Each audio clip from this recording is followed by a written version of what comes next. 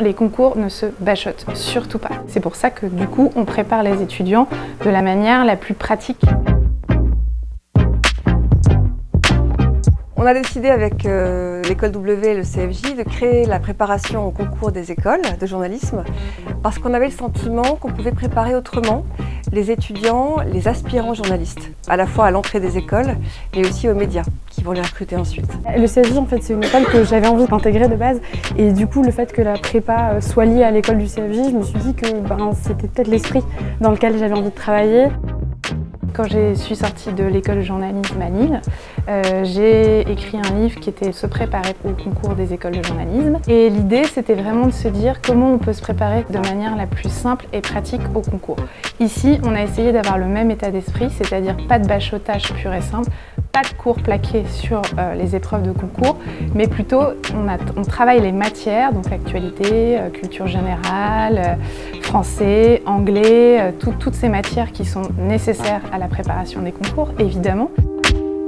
Je donne un cours de suivi de l'actualité. On essaie non seulement de faire en sorte qu'ils suivent l'actu, qu'ils apprennent finalement l'actualité, mais aussi qu'ils comprennent ce qu'ils apprennent. Et donc du coup, il faut réussir à décrypter la manière dont est construit un sujet.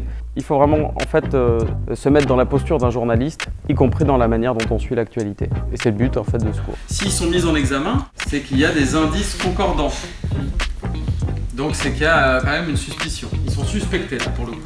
C'est pas pareil que quand tu es témoin assisté ou simple témoin. On va centrer davantage la préparation des étudiants sur leurs projets personnels, sur leurs atouts, en leur apprenant à la fois les premiers rudiments de l'exercice journalistique, mais surtout la place, le rôle d'un journaliste dans une rédaction. Il y a aussi l'esprit d'équipe qui est vachement développé entre les différents membres de la prépa et c'est super intéressant d'avoir ce soutien moral des différentes personnes avec lesquelles on travaille. L'autre façon de travailler, c'est les masterclass et donc c'est d'avoir des rencontres avec des professionnels et d'avoir, en arrivant au concours, la vision la plus juste et la plus réaliste du métier auquel on aspire, c'est-à-dire le journalisme.